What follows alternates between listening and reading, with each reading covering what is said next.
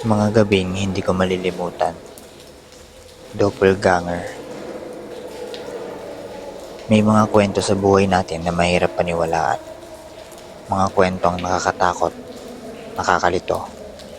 Pero sa kabila ng lahat ng takot, hindi mo sila kayang kalimutan. Ako si Eliza, at ito ang gabi ng Doppelganger. Noong grade 7 ako, may teacher kami na ang pangalan ay Ma'am Raquel. Isang hindi pangkaraniwang teacher. Hindi lang siya guro, may third eye siya. Nakikita niyang mga kaluluwa at kaya niyang makita ang mga mangyayari sa hinaharap.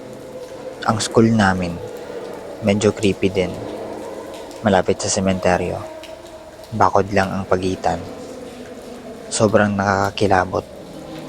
Lalo na kapag 10 oras ng gabi at ang hangin ay malakas. Isang araw, habang dumadaan kami sa hallway, may nangyaring hindi ko makakalimutan.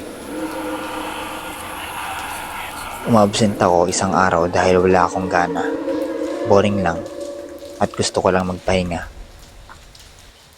Kinaumagahan, pumasok ako at agad na kwento ni Kiana, isang kaklase ko, tungkol kay Ma'am Raquel.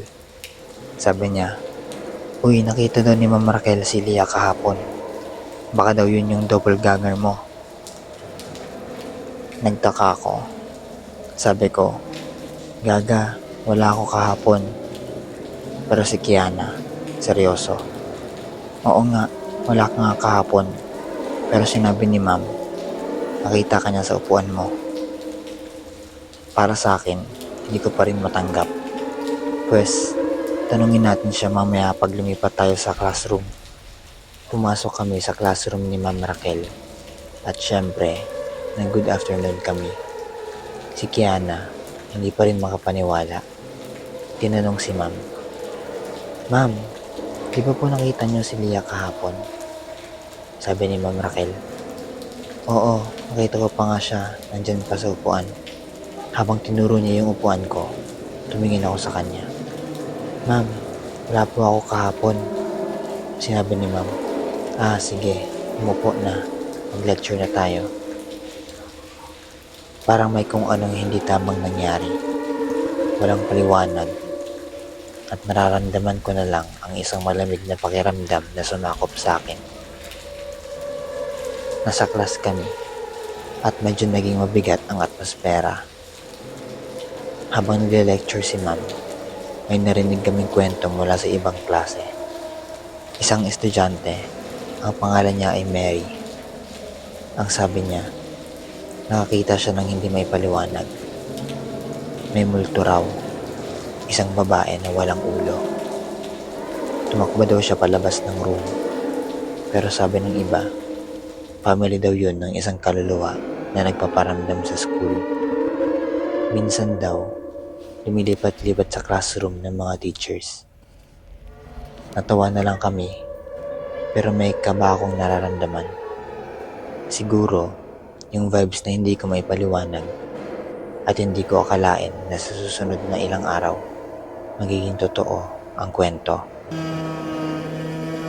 Isang hapon, pagkatapos ng klase, nagpunta kami sa isang vacant room para mag-lunch. Habang nag-uusap kami, bigla na lang may narinig na malalim na pag-iyak. Si Mary umiiyak, takot na takot. Tinanong ko siya, "Mary, anong nangyari?" Sabi niya, "Sa may bintana may nakatingin na tao, naka-black, hindi ko maaninag ang muka." Tinitigan ko siya at nakita ko ang takot sa mata niya. Tumayo ako, pumunta sa bintana, pero wala akong nakita. Mabilis na tumakbo si Mary palabas at kami nagpanik. Pinakalma namin siya. Nagdasal kami na mawala na. Pero alam ko may hindi tama. May nararamdaman akong hindi ko kayang ipaliwanag. Kinabukasan, hindi na muling nagpakita ang anino o kaluluwang iyon. Wala nang iyakan, wala nang nakitang kababalaghan. Pero hanggang ngayon, Hindi ko matanggal sa isip ko kung paano nangyari lahat yun. Hindi ko alam kung si Ma'am Raquel ba ang may kinalaman o baka nga doppelganger ko lang. Hindi ko alam kung may mga bagay talaga tayong hindi nakikita pero nararamdaman. At kahit anong gawin mo, minsan may mga kwento na hindi mo na kailangang kalimutan. May mga lugar na hindi mo na dapat galawin. May mga kwento na ayaw mo nang madinig. Pero ito ang maghahatid sa'yo sa isang mas madilim na lugar. Ako si Alyssa. Ikaw, anong tatak-takot mo?